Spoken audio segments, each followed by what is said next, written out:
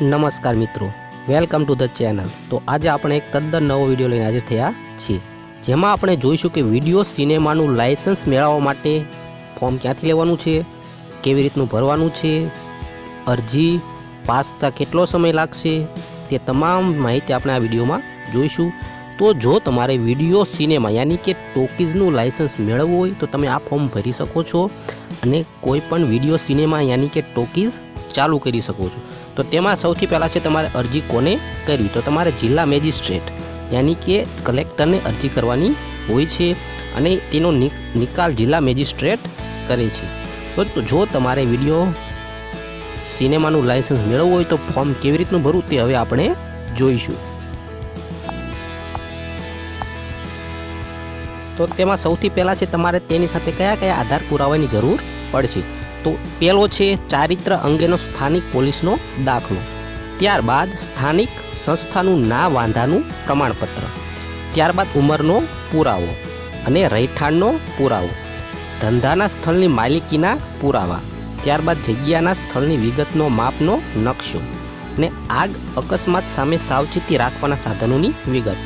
આટલું આધાર પુરાવા તમારી પાસે હોય તો તમે ટોકીઝ મેળવવાનું, ટોકીઝ ચાલુ કરાવવાનું લાયસન્સ મેળવી શકો છો। તો હવે ફોર્મ કેવી રીતનું ભરવું, તો તેમાં સૌથી પહેલાં છે ગુજરાત સિનેમાનું લાયસન્સ મેળવવા માટેની અરજી। તો અહીંયા તમારે 3 રૂપિયાનો કોર્ટ ફી સ્ટેમ્પ ચોંટાડવાનો અને અરજદારનો પાસપોર્ટ સાઇઝનો ફોટો, જે પણ વ્યક્તિ અરજી કરે છે તેનો। ત્યારબાદ અહીંયા કલેક્ટરને અનુલક્ષીને તમારે કોઈ પણ જિલ્લામાં, તમે જે પણ જિલ્લામાં રહેતા હોય તે જિલ્લાનું નામ। આટલું થઈ ગયા બાદ હું વિડીયો લાયસન્સ મેળવવા માટે અરજી કરું છું, જેની વિગતો નીચે મુજબ છે। તેમાં અરજદારનું નામ, અરજદારના પિતાનું નામ, તેમની ઉંમર અને રહેઠાણનું પૂરું સરનામું। ત્યારબાદ જ્યાં વિડીયો કેસેટ રેકોર્ડર પ્લેયર દ્વારા લોકો માટે પ્રદર્શિત કરવાનું છે તે સ્થળ, કઈ જગ્યાએ તમારે ટોકીઝ ચાલુ કરવાની છે તેનું પૂરેપૂરું નામ અને સરનામું।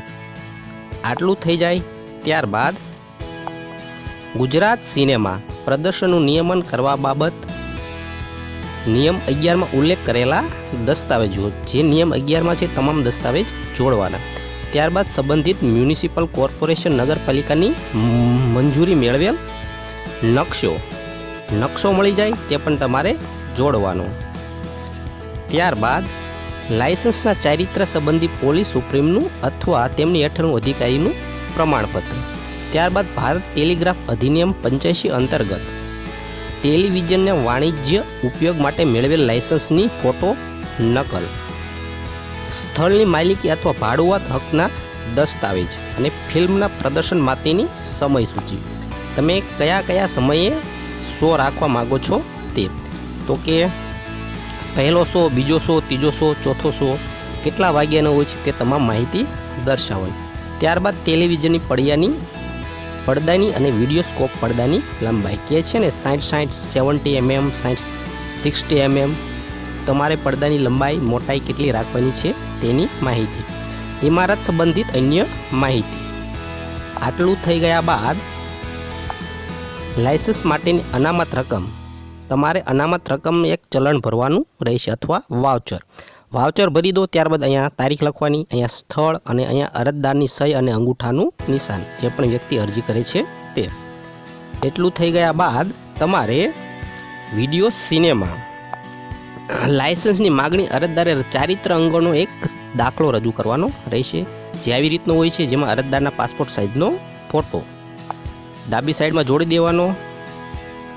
ત્યારબાદ આથી દાખલો આપવામાં આવે છે કે અહીંયા અરજદારની સહી, તેમનું સરનામું ક્યાં રહે છે, તેમનો તાલુકો અને તેમનો જિલ્લો, તેમની સામે કોઈ ગુનો નથી, એવું એક પોલીસ સ્ટેશનમાંથી તમારે દાખલો કઢાવી લેવાનો। ત્યારબાદ અહીંયા સ્થળ, અહીંયા તારીખ, અહીંયા પોલીસ સ્ટેશનનું સ્ટીલ અને અહીંયા પોલીસ સ્ટેશનની પીઆઈની સિગ્નેચર। આ ના વાંધા પ્રમાણપત્ર છે। એટલું થઈ જાય ત્યારબાદ ગ્રામ પંચાયતનું ના વાંધાનું પ્રમાણપત્ર, આથી પ્રમાણપત્ર આપવામાં આવે છે કે હું અરજી કરનાર અહીંયા રહે છે, આ તાલુકો, આ જિલ્લો અને આ સ્થળે વિડીયો ચાલુ કરવાનો છે। ત્યારબાદ સ્થળ, તારીખ અને સક્ષમ અધિકારીની સહી અને હોદ્દો, આટલું થઈ ગયા બાદ તમારે બિડાણ અહીંયા જોડવાના રહેશે, ઉપર આપણે દર્શાવેલા છે તેમ. તો મિત્રો આવી રીતનું તમે વિડીયોનું સ્ટોકીજનું ફોર્મ ભરી શકો છો. તો જો તમે ફોર્મ ભરવા માગતા હોય તો આ વિડીયો પૂરો જોઈ લેજો, આવી રીતનું ફોર્મ ભરી લેજો. એની પ્રોબ્લેમ હોય તો કમેન્ટ કરજો, હું ચોક્કસથી જવાબ આપીશ. વિડીયો વધુમાં વધુ શેર કરજો, ચેનલ સબસ્ક્રાઈબ કરજો, બેલ આઇકન જરૂરથી દબાવજો. યોજનાઓના વિડીયો તમને ઉપર આઈ બટનમાંથી મળી જશે. પ્લેલિસ્ટની પણ મુલાકાત લેજો, ત્યાંથી પણ ઘણા બધા વિડીયો મળશે. તો મિત્રો બાય, ગુડ લક.